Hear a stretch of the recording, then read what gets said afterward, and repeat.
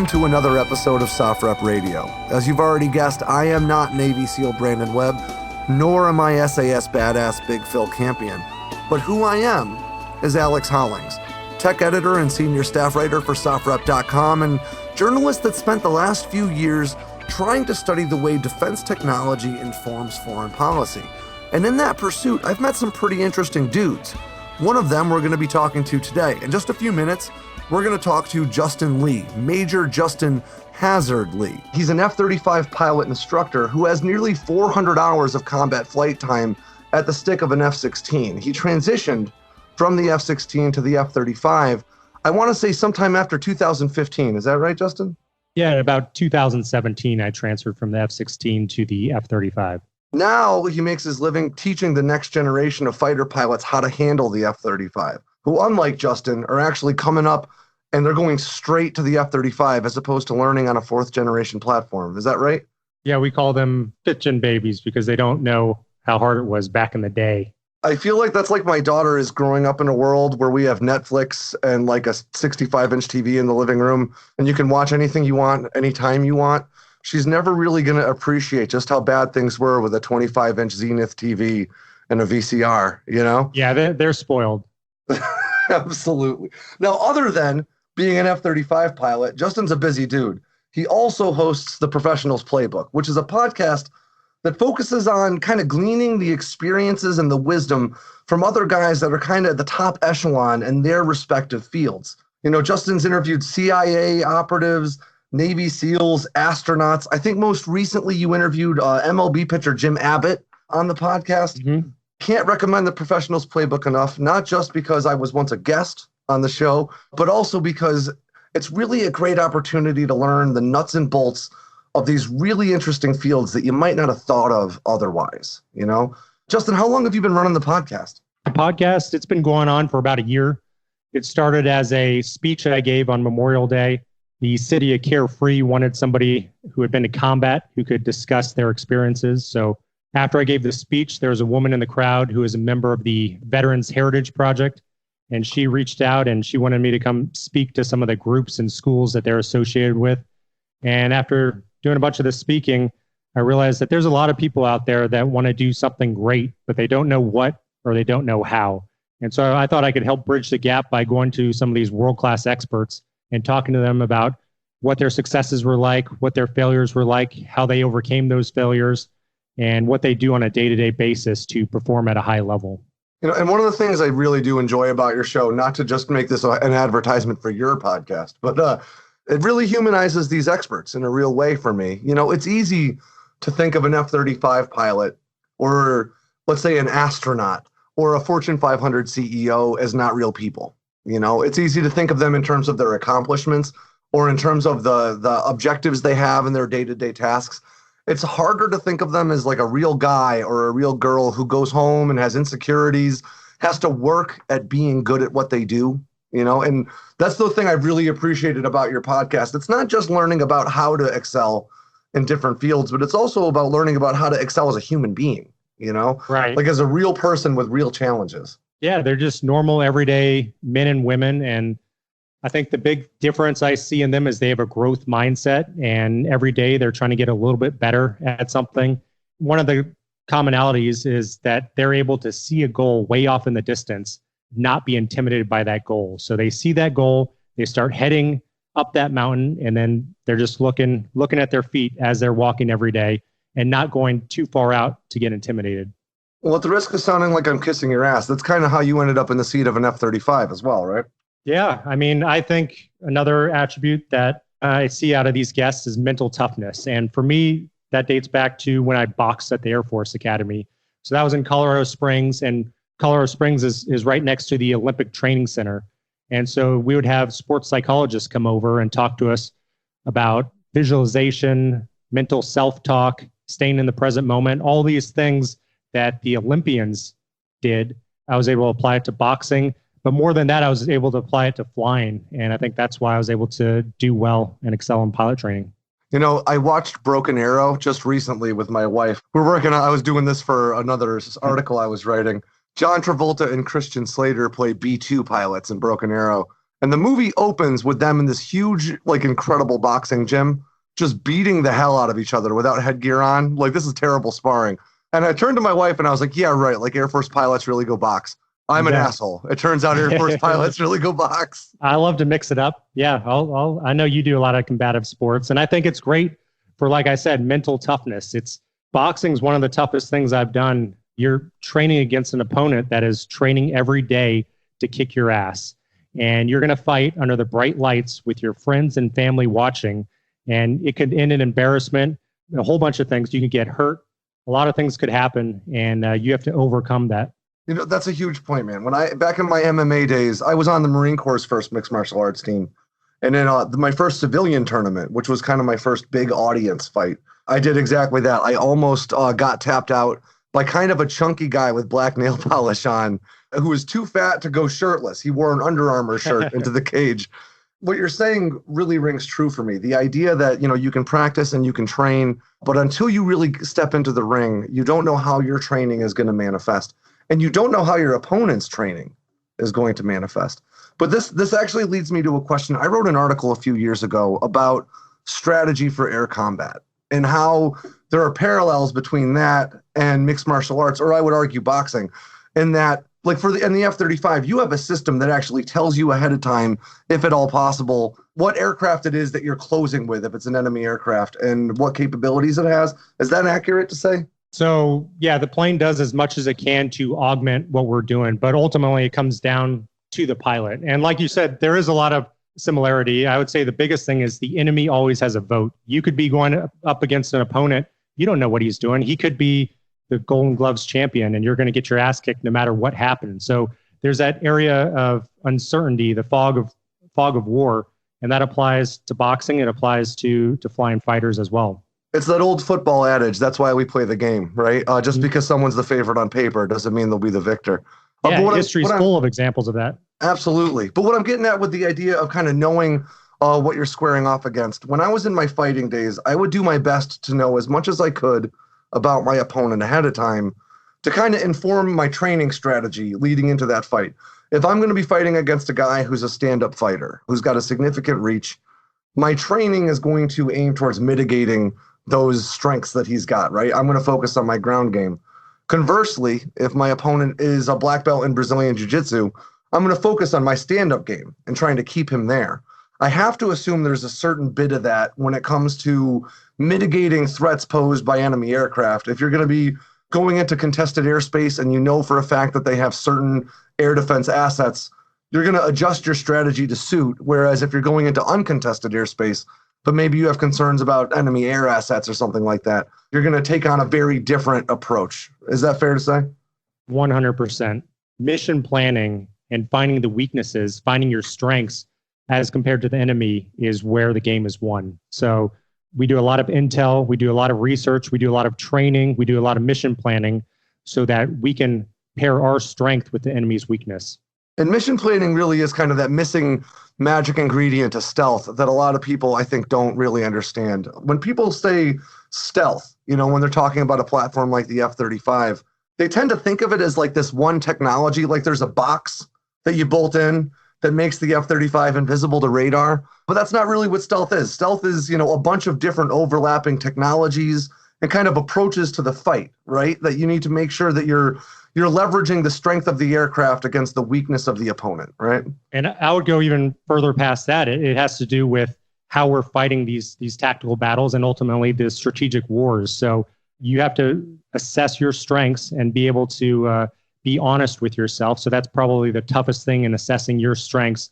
And then the tougher part is assessing the enemy's weakness, the enemy's strengths, and figuring out a way to mitigate that. And that goes across the entire spectrum from the Army guys on the ground to the Navy SEALs out there to us. I think as a U.S. force, what really makes us strong is our teamwork. And that starts at exercises like Red Flag, where we have people come in.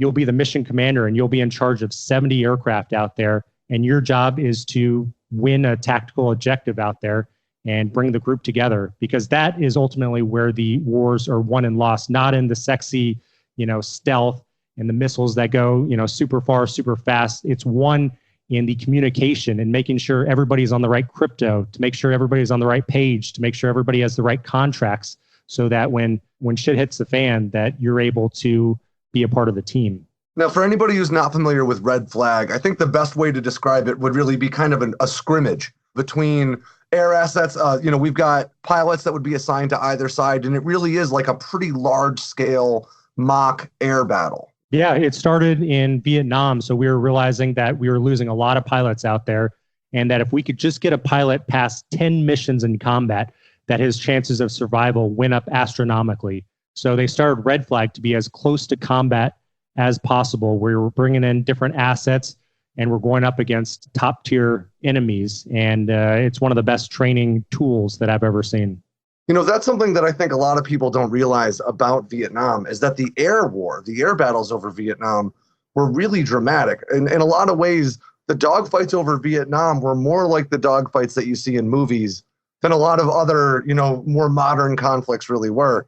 The Vietnamese pilots actually had a really high success rate against American pilots for some time there, to the point where there are even legends about like a Colonel Toom who supposedly had, I think it was something like 13 kills against American fighter pilots. I wrote a story about this recently because I think that's actually kind of bullshit. But one thing that is in the Vietnamese pilots' favor is that those guys were in the engagement through the entirety of the conflict. To your point about if you've got 10 combat missions, your experience levels make you that much more likely to survive. These guys had an entire war's worth of missions under their belt, whereas most combat pilots from the United States Air Force had 1 year in theater to accumulate kills. So when you hear about like there being a lot of really successful fighter pilots out of Vietnam, there is some truth to that. But they also had a lot longer than the American pilots to rack up their kills. But to Justin's point about Red Flag and also about the Navy's Top Gun School, these are both programs that came in a very real way as a result of us kind of getting beat up by old Soviet-era aircraft that had been given to the Vietnamese during the Vietnam conflict. And the paradigm had changed a little bit. So in the 50s and 60s, it was all how high and how fast you could go. It was all about going Mach 2.5 at 60,000 feet. But in Vietnam, we realized that it's more of a turning battle, and these missiles that we had weren't doing as well as they should have. And what came out of that was John Boyd and his OODA loop, as well as coming up with the F-16, which was, again, the paradigm had changed from going high and going fast to being able to turn extremely tight. And today that paradigm has changed again to being all about data, sensor fusion, being able to work together, having networked aircraft. So it's just about keeping up with technology. No, absolutely. Absolutely. And to that point, I really would like to talk to you about, let's say now as an F-35 pilot, let's say in some future conflict in whatever war, whatever nation it may be in, you're given a target that needs to be neutralized. What, as an F-35 pilot, as a member of the overall command structure, where do you go from there? Well, you know that we've got a structure that's full of bad guys. We know we need to put a whole bunch of ordnance on it. Now what?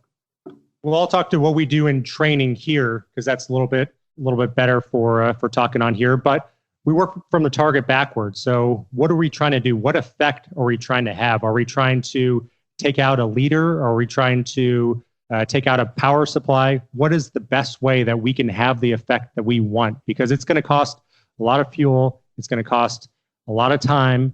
Potentially will cost lives sending in pilots to go ahead and take out this target. So you need to have the intel correct, and you need to have the coin correct as well, making sure that you're having the effect. Once you have the effect that you want, say it's taking out a building, then from there you work backwards. So what do we need? We need a GBU-31 to impact with a slight delay. All right, so what aircraft is capable of that?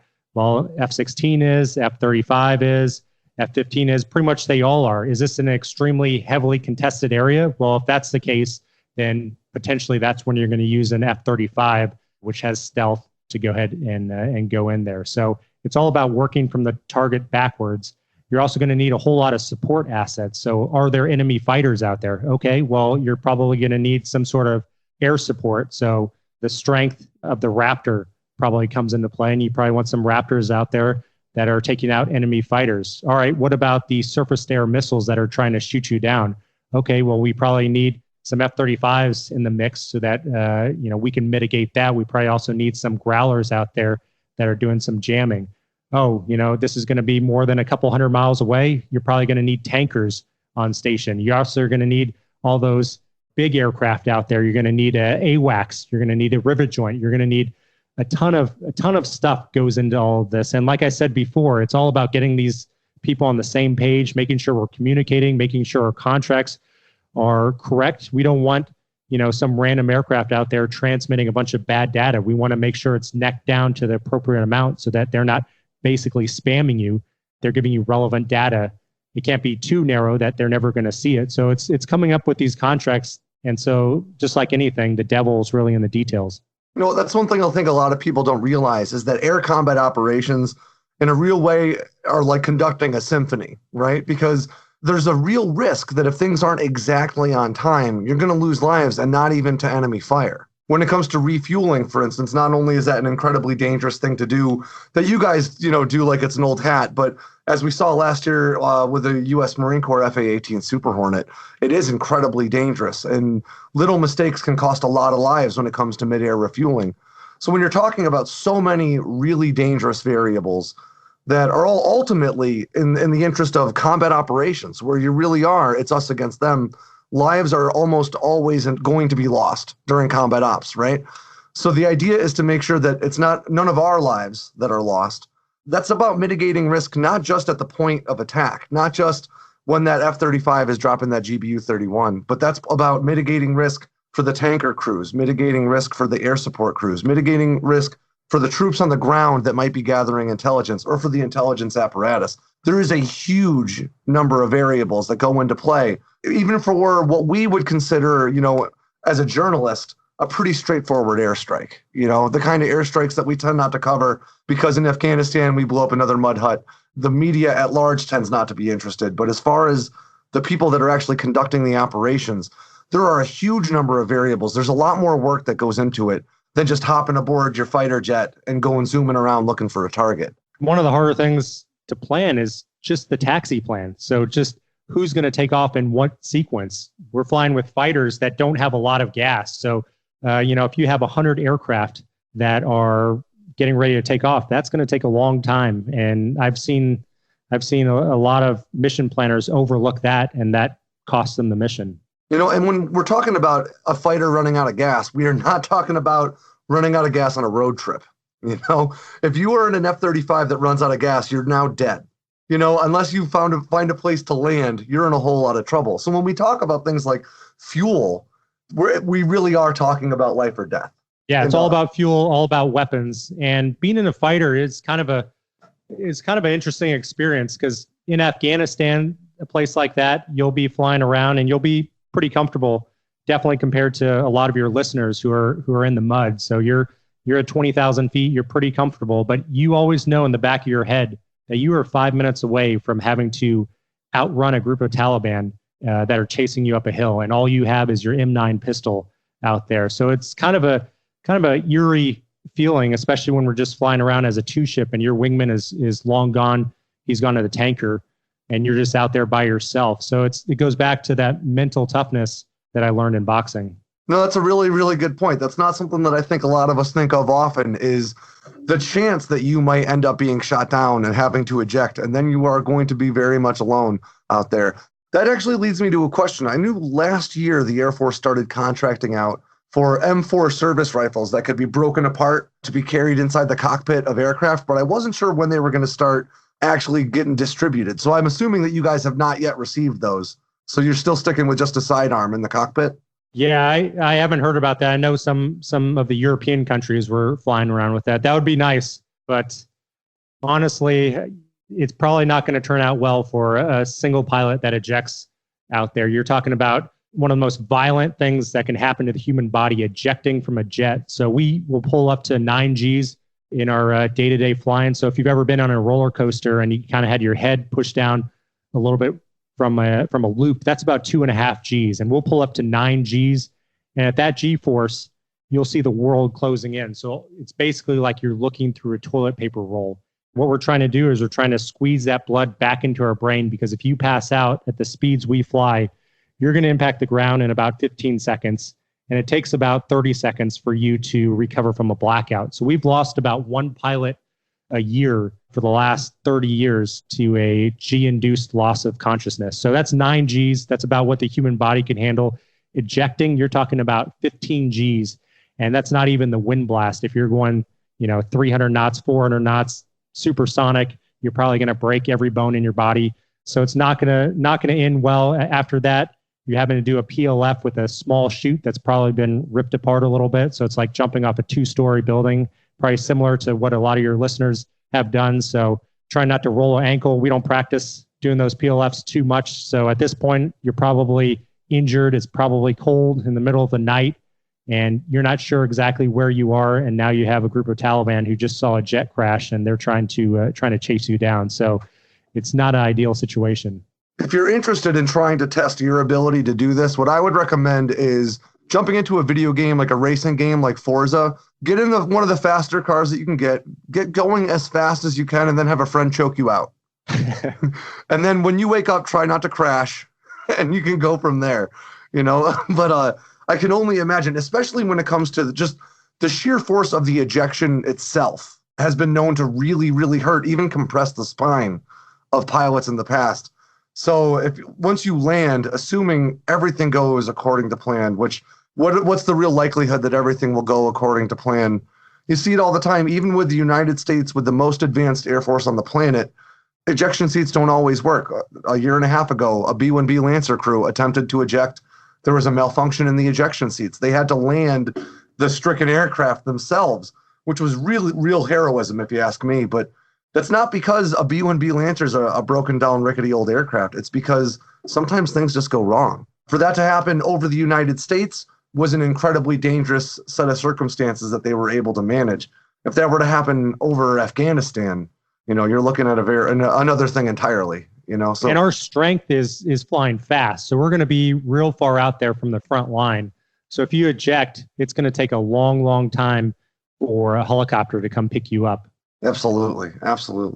Now, while we're talking about prior to that ejection, while everything's still going well, when you're up there zooming around in the F-35, I want to go back to talking about like the red flag exercises. Because one of the things I really wanted to talk to you about is the F-35's data fusion capabilities. Now, Justin and I have talked a bit about the F-35 offline. Actually, right now, if you go to newsstands, I think it's still out there, you can pick up an issue of Popular Mechanics that's got a picture of a guy driving around on a leaf blower hovercraft on the cover. Right there on page 68, you can find an interview between Justin and I talking about what it's like to fly the F-35. So if after this episode you're really interested in what it's like to be at the stick of this aircraft, I really recommend you go out and get that. I'd love to tell you it's my writing that made this interview interesting, but really it's Justin's answers. You get to learn a lot about the platform that I didn't know from all the open source journalism that I've done over the years that Justin was really able to shed a lot of light on. But getting back to those red flag exercises, something that I always hear, I hear it from you, I hear it from the Lockheed Martin reps that I speak to, is this phrase quarterback in the sky to describe the F-35. The stealth capabilities of the platform tends to be less touted, and I think that's because we all know that the F-35 is a really stealthy platform. But this quarterback in the sky thing, I think a lot of people aren't as sure about. Could you explain to me what that is? So we're going to have fourth-gen fighters, and by fourth-gen, I mean F-16s and F-15s that were designed in the 70s. They're going to be around until at least the 2040s. So it would be nice if I could just snap my fingers and everything would be a fifth-gen fighter. But these things are going to be around for a long, long time. And so what that means is we have to work together as a team. An F-15 can carry a lot more missiles than I can in my F-35. So it's important that we work together as a team. My strength in the F-35 is being stealthy and being able to see a lot of things. So with those two strengths, I can be the quarterback out there and let the fourth-gen fighters know where the bad guys are. If it's a really bad guy, obviously we want to save our missiles, but if it's a real tough target, then we'll go in and kill that target so that we're not risking the fourth-gen guys out there. But ultimately, we want to use their weapons and their missiles so that we can stay on station longer. We're not having to burn gas and use our missiles and have to go home. So we'll be the quarterback out there. Additionally, we have a lot of situational awareness. So no plan survives first contact with the enemy. You need to have a mission commander out there that can see the battlefield and make real-time smart audibles when things don't go perfectly according to plan. And I think that's super important, again, to focus on that point you made at the beginning. These fourth generation fighters are going to be around for a long time to come. I mean, the Air Force is ordering new F-15EXs that are going to start production here in 2020, which means those platforms, I mean, with 20,000 flight hours anticipated out of them, are going to be around for decades. For those who aren't that familiar with fourth generation versus fifth generation fighters, there isn't really an exact definition that's accepted worldwide, differentiating between them. It's kind of more branch and industry specific. You know, some companies have some variations on what they consider the definition, but a fifth gen platform usually is stealthy by design.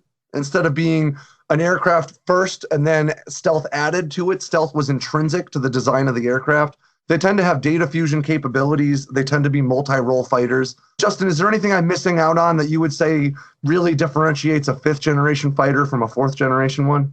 I think you nailed it with that. And so fourth generation fighters, the big telltale characteristic that you would say differentiates them from something like the F-35 Justin's flying is that they're not stealthy. You know, they do pop up on radar. The F-15 has got a huge radar cross-section when compared to the F-35. But there are some benefits to having those fourth generation fighters around. Like Justin just mentioned, the F-35, when it's in stealth mode, I guess you could call it, when the F-35 is trying to be stealthy, its payload capacity is only 4 weapons, you know, maybe 4 air-to-air missiles or 2 air-to-air missiles and 2, you know, kind of ground bombs. The F-15 isn't trying to be sneaky, so you can strap all kinds of ordnance to that platform. And feasibly, using an F-35 to kind of coordinate the battle, you can leverage the firepower an F-15 or an F-16 carries into the battle way better than you ever could before, right? Yep, you nailed it.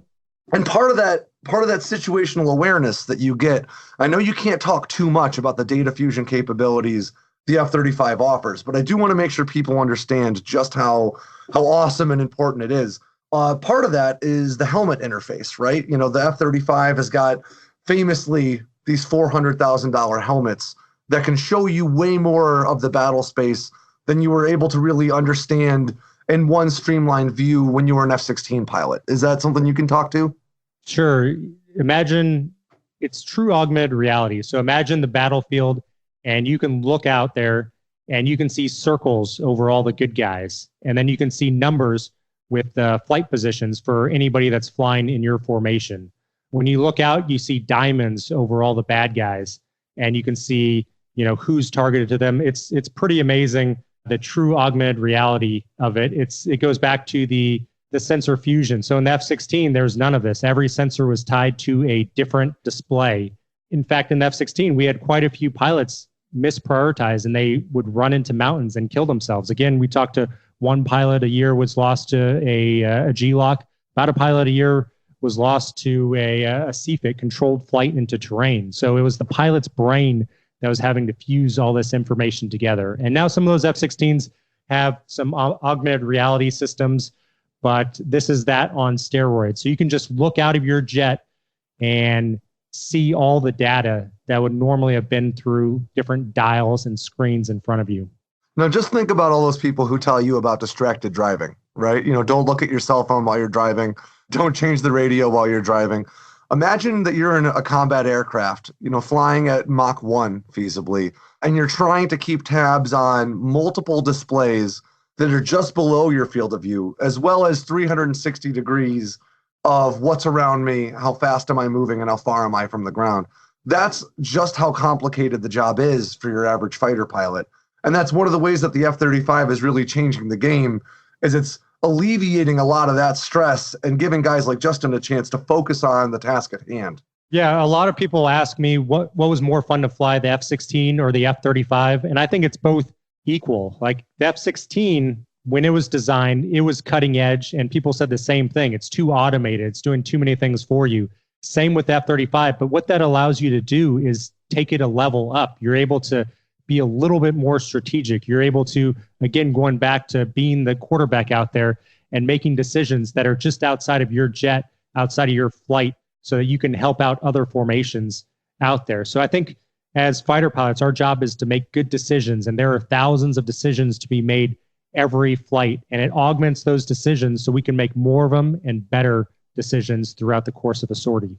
And this is a really important thing to talk about as well, because the F-35 wasn't built to be a dogfighting platform. That's not its purpose. The F-22 Raptor, which is also a fifth generation fighter. For those of you guys that may not be that familiar with these aircraft, the F-35 does draw a lot of the headlines, but prior to the F-35, there was the F-22, which is really an air superiority fighter. It's kind of the next generation of the F-15's lineage, whereas in a way you could kind of say the F-35 is the next of the F-16's lineage. Is that fair?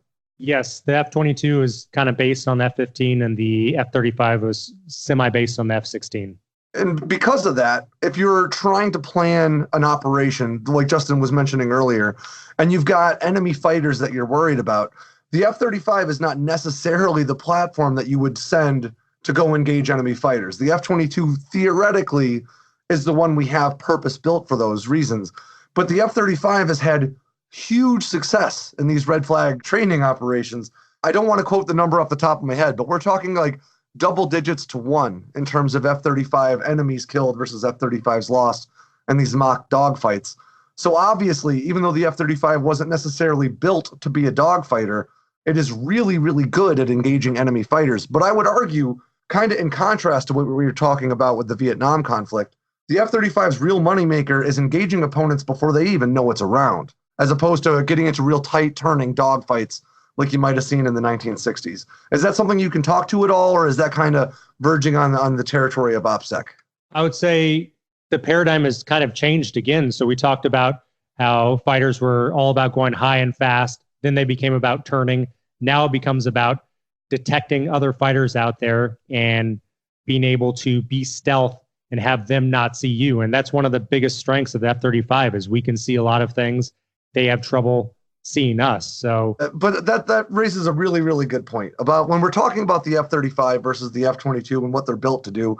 The F-35 wasn't necessarily built to engage enemy fighters, but because of that paradigm shift, but because the way air combat is changing, the F-35 has become dominant, at least when it comes to these mock battles. We haven't seen the F-35 square off against an enemy fighter in real life yet, but I want to make my prediction here because I know for a fact, no matter how hard I try to get Justin to talk about enemy aircraft, Justin will not talk about Chinese airplanes, Russian airplanes, anybody else's airplanes, even if I keep poking him. So I'm going to make my prediction. People always ask if the Su-35 could beat an F-35 in a dogfight. The Su-35 is Russia's most capable fourth-generation fighter.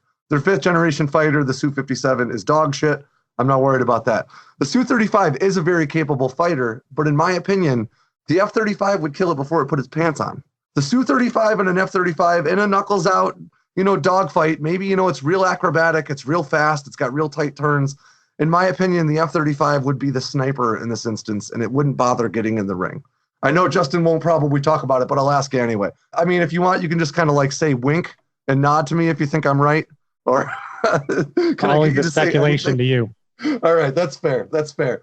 The most important question I have for you, though, about this augmented reality and these $400,000 helmets is, are they comfortable? I mean, you got a lot of hardware on your especially head. under G. So it's going to be a little bit heavier than our Fortune hammocks that we were flying with in the F-16. So it's a little bit heavier, a little bit more cumbersome. And now that the F-35 can pull up to 9 Gs, it hurts your neck. So both short-term and long-term neck workouts Gs. at the gym, right? Yeah, I mean, we'll do neck workouts and leg workouts are the biggest thing that we'll do to be able to survive the G forces. So it is cumbersome. There are a lot of pilots that end up going on to having neck and back issues after flying, and that's true for all the fighters out there. I can only imagine. But you touched upon something there briefly that I'm not sure people will really understand. And you said, given that the F-35 can now pull 9 Gs, it's an increased issue. I want to point out to people that you're not suggesting that something mechanically has changed about the F-35 in the recent past, but we're talking about software upgrades, right? So these jets are a lot more like your cell phone than like an airplane. So everything is software dependent. If your cell phone does not have good software, it's just a paperweight out there. Same with these jets. So the software was lagging a little bit, but we had new software last year that allowed us to pull a lot more Gs. So we were able to pull what the airplane was designed for, 9 Gs. It also unlocked the gun. So it's a lot like a video game. in that everything is tied to the software, and overnight the jet can get a lot better. So I would say it's more like driving a Tesla than a 1960s Corvette now. And I mean, you really need to be a student of your platform all the time then in order to stay on top of, because I mean, I can only imagine if you flew an F-35, went to bed that night, got up the next day, and the capabilities of the platform had been grossly opened up. All of a sudden it can do, more G's in a turn. All of a sudden it can accelerate faster. All of a sudden you have access to a 20 millimeter cannon. If you're not staying on top of the study side of this, the academic side of flying this platform, it's going to surprise the hell out of you, I'd imagine. Yeah, that's the fun part, though, too. We actually have a say in where these tactics are going. In the F-16, the tactics had been designed over the last 40 years. In the F-35, we're kind of making up new tactics as we go along. So that's the fun part, is being able to be creative and figure out new things. The difficult part, like you said, is things change constantly. So you always have to be studying. So before a sortie, I would say we spend about 3 hours mission planning. For the flight itself, we'll show up and about 2.5 hours before we take off, and we'll go through a flight brief, going through a rehearsal of everything we're going to do. We'll go and fly, and just for about an hour and a half, and then we'll come back and we'll spend 3 to 5 hours debriefing every single decision that we made and seeing if we could have done it better. And on top of that, we'll do some studying every day on new capabilities, on new things that we're trying to work on. It's in that after-action report that the real gems are found. It's my belief. And whether you're talking about flying a sortie in an F-35 or going on vacation with your family to Disney World, the after-action report's the most important part, right? Because that's absolutely where you can identify debriefing what is you the did most wrong. important thing. And that's actually one of the things that I've learned in my podcast is a lot of these top professionals, they don't do a complete debrief in their field. So that's one of the things that I think the whole world can get a little bit better at, having their debrief a little bit more like a fighter debrief, in that we go through every decision point afterwards and figuring out what we could have done better, consolidating that in lessons learned, and then writing that down for the next flight.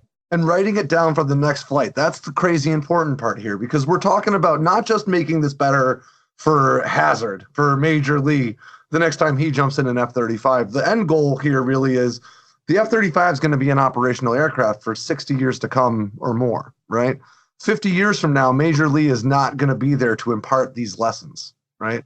That's the benefit of these after-action reports, is that the flying that Justin is doing today is going to inform the tactics that are utilized in combat 30 years from now. And when you think about that, that makes your day job pretty crazy, right? Yeah, I mean, especially since this is kind of probably not the first, but the second iteration of going through tactics and figuring out what's going on. So what we set up right now, it's gonna live a long time. And this jet, like you said, is gonna be around for a very long time, longer than I'm gonna be around. That's for sure.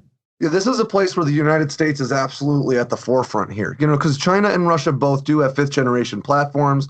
China has the J-20 and eventually the J-31. Russia has the Su-57. However, in both of these instances, we're talking about a token fleet. China has maybe fewer than 20 J-20s that are operational. I think only one that has the actual engine system that they intend to field the jet with. Likewise with Russia, they have, I think, 13 Su-57s, one that's got the engine that they actually intend to field these platforms with. So the United States, on the other hand, we have hundreds of F-35s. I think a total of 380 have been delivered from Lockheed. And then we have another 186 total, so in terms of operational, fewer F-22s. The United States has 2 operational 5th generation aircraft in the skies right now, which really sets us apart from other nations in the world. But what we're talking about here is that in 50 years, that will no longer be the case. So in 50 years, it's going to be this head start that pilot instructors like Justin are creating for the United States that's going to continue to give us the advantage as this technology becomes more pervasive worldwide. But that leads me to another important question. For the folks out there that might not be that familiar with F-35 or just fighter operations in general, how much time would you say a week or a month do you actually spend in your aircraft getting accustomed to flying the platform or really taking it to the skies? How much time do you spend in the cockpit? Well, to answer or to add on to what you said before, it's pretty cool. I went through pilot training out here in 2011. there were only F-16s out here. I came back in 2017 and I think there were about 50 F-35s out here, and we're just constantly getting a stream of them. My new squadron, we started off with 2 F-35s, and now we have a full squadron out here. So it's been really fun to see these new jets show up from the factory with 6, 7, 8 hours, when I was flying F-16s before out of Korea that had been built, I think, in the 80s. I had a buddy who was a Harrier mechanic in the Marine Corps, and he was like, we do not have a single aircraft that is younger than me. Yeah. Well, they have F-35 now, so I think they're the biggest jump from going from a Harrier to F-35. Yeah, that's got to be a hell of a one out. But in terms of weekly flying, it just depends. So we all have different jobs that we do on the base. So these different jobs will be being a flight commander, being in charge of some other pilots out there, making sure that their officer performance reports go up, all the standard stuff that's in the military. So I would say we average about 3 flights a week, but it just depends. If you have a more important job to the base, if you're the wing commander, you're probably flying only once a week. So it just depends. It goes in phases as well, depending on when people are going on leave, what exercises we're doing. So some people are getting a lot more flight time than that, some people a lot less. But so that goes back to why it's so important. Flying these jets is incredibly expensive. So much man hours and time goes into building these things. I was able to go to the factory in Fort Worth a couple months ago. It's almost a mile long of just people putting together parts for the F-35. And you'll look into one of these clean rooms, and there are people in these clean rooms for 10 hours a day that are laying carbon fiber strips just to make one panel for your F-35. So it was humbling, and also it made me want to be a better pilot, because so many people are working so hard to make this program work. So that's why it's so important to do your studying, so important to debrief, important to visualize what you're doing. So going back to some of that mental training, in pilot training especially, you can fly a whole sortie in your brain, seeing different things out there and what you would do. So it's kind of like playing a sport in that you can visualize exactly what's going on. And then on game day, you might see some variations of that, but you've already fought the battle in your head. And while we're talking about the F-35, there's a few just easy ones I wanted to toss your way. Like, one question I really wanted to ask was, for the people out there who've never been in the military, have never been around military aviation, what is something about flying the F-35 or the platform itself that you think might surprise folks that their only understanding of this aircraft has come from headlines on CNN? Is there anything to your experience or to the aircraft itself that you think people didn't notice that is actually really, really cool or just really interesting? It's a good aircraft. I think I'm not that biased because I grew up on the F-16, and the F-16 will always be my first love. But the F-35 is a much better aircraft. I think it's a technological S-curve. It's like when the first iPhone came out. It had a lot of issues. It had a lot of bugs because everybody was using BlackBerries at the time. But you can see there are no BlackBerries around anymore. Everybody's using smartphones now. And it's the same thing with the F-35. When it first came out, it had a lot of bugs. They were working through it. That's the same with any new technology. But we finally hit the inflection point. I think 2018 was the big moment when we unlocked a lot of the capabilities of the F-35. And in 5 years, this jet's going to be a beast. In 10 years, it's going to be incredible. I have a new kid on the way.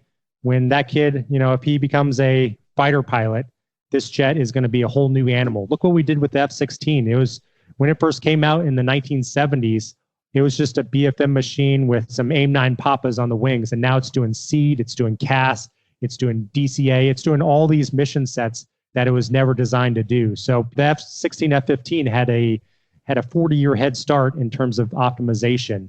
The F-35 is going to get there. People really do forget that the F-16 originally was, in a big way, kind of intended to be an air superiority fighter. It wasn't really built specifically to be a multi-role or, like you said, a close air support aircraft. And in the intervening decades, it has proven itself to be incredibly effective as a ground engagement platform.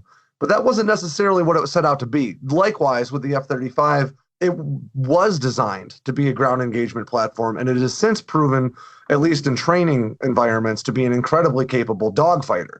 So I think that your analogy really holds true, that it takes a little bit of time to really figure out the real strengths of these aircraft once you get them into the sky, once you get them into the hands of capable pilots.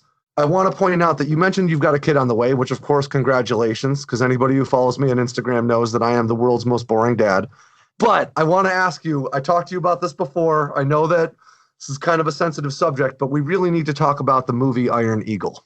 Because, you got it. All right. I grew up to that.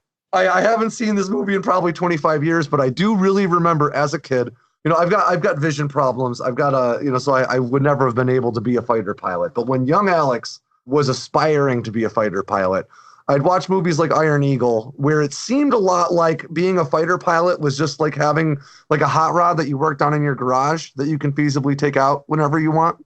And, I can't really remember too much of Iron Eagle. I remember he was flying around with a Walkman, and I remember there's Chappie, and he went and saved his dad in Iran by himself. So I forgot about the Walkman. I have a few memories. Are you able from to play music while you're flying? Unfortunately not. And there's just too much going on. You want to focus on the radio calls that are out there. Yeah, I can imagine it would not go over well if someone was trying to talk to you on the radio and you were playing, Danger Zone. But all right, so that was the real question. But Iron Eagle set me up for some high expectations. So I've been consistently disappointed ever since.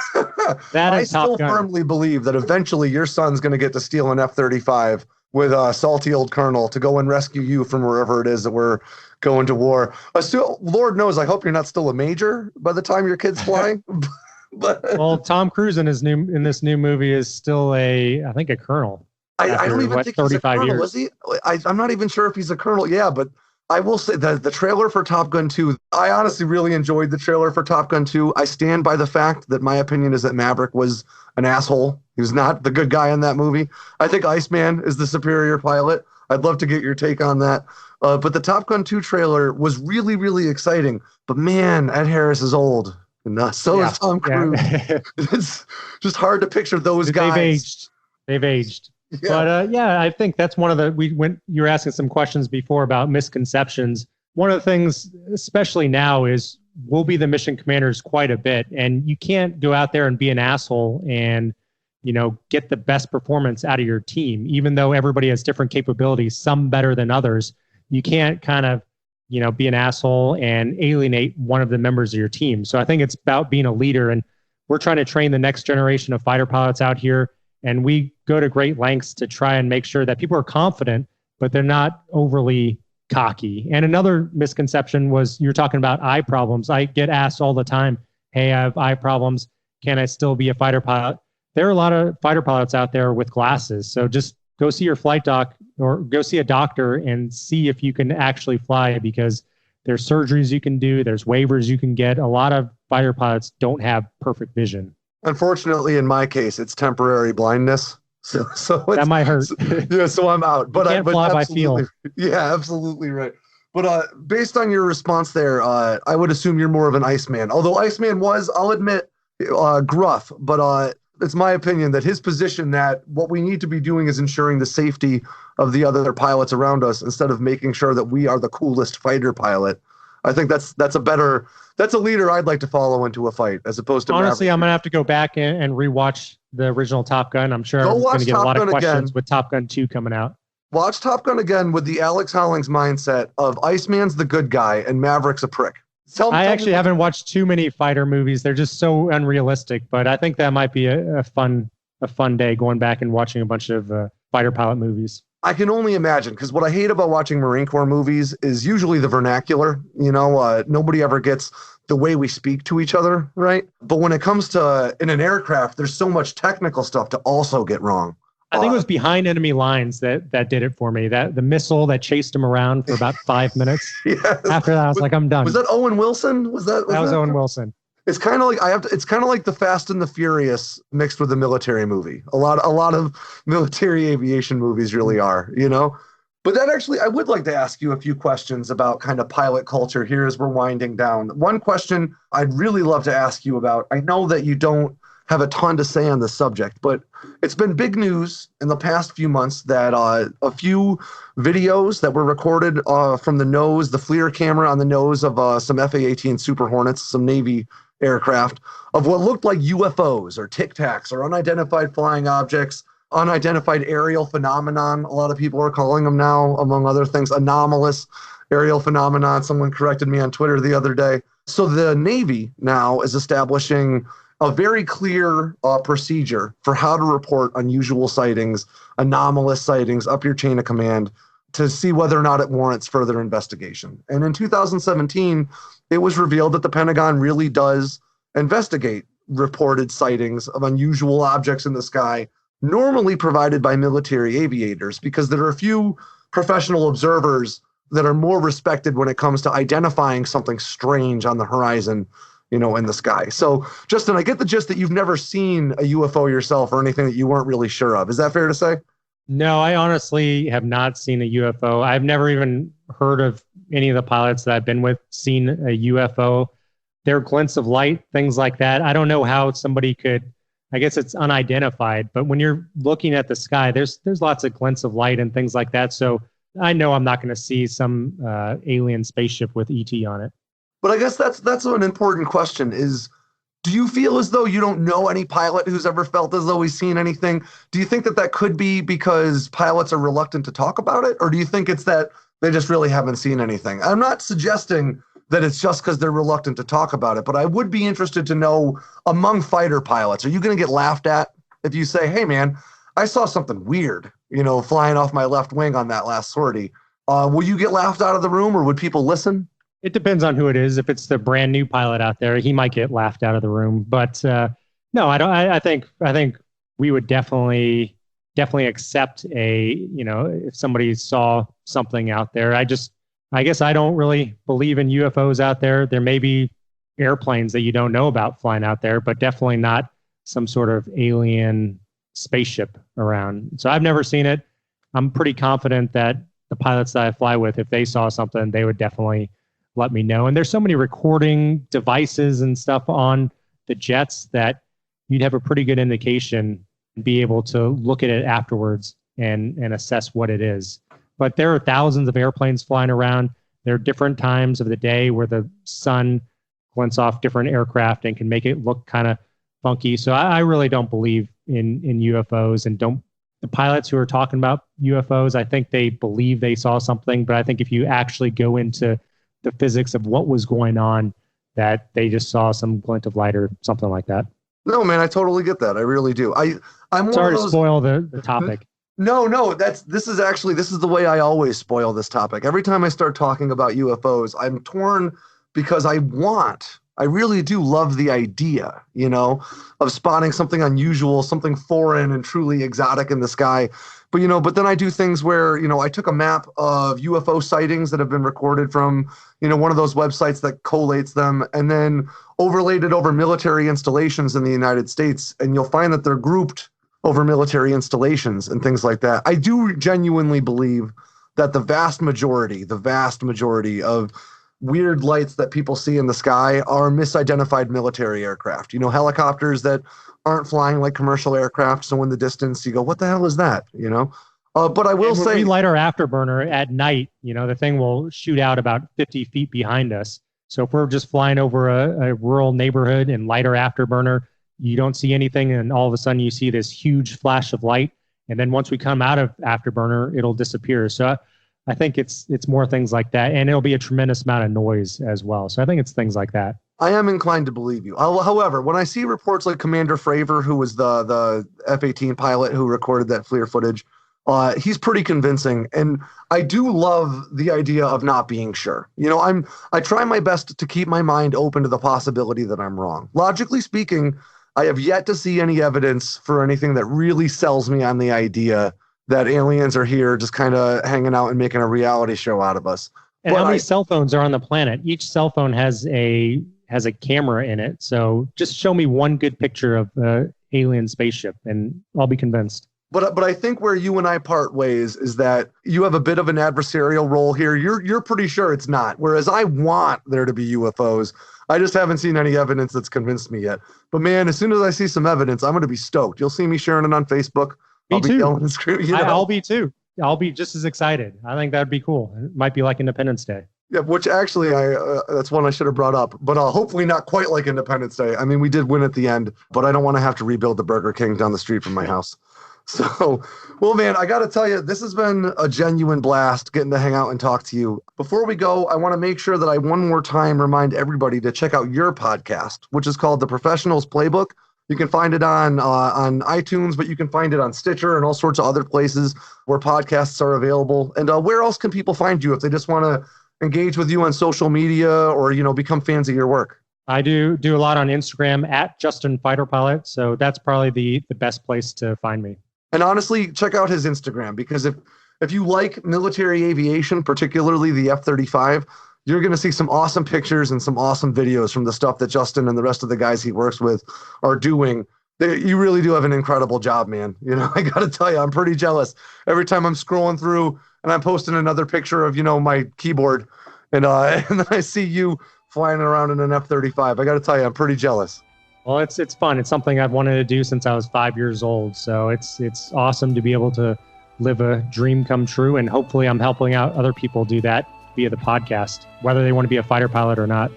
Awesome, man. And again, I remind everybody, go pick up this month's copy of Popular Mechanics, where it's got an interview with Justin Lee in there, where you can learn more about the F-35, more about what it's like to fly this platform, and more about how hard it is to become Justin, how hard it is to become an F-35 pilot. He's a pretty, unassuming guy. He makes it seem like he's just a regular dude. It's a pretty incredible feat to become, the person in charge of $100 million worth of state secrets, So congratulations to you, man, for your career in the Air Force and for your podcast. And thanks a lot for your time today. Well, thanks, Alex. I appreciate it. Awesome. All right. I'll catch you later. All right. You've been listening to Soft Rep Radio. New episodes up every Wednesday and Friday. Follow the show on Instagram and Twitter at Soft Rep Radio.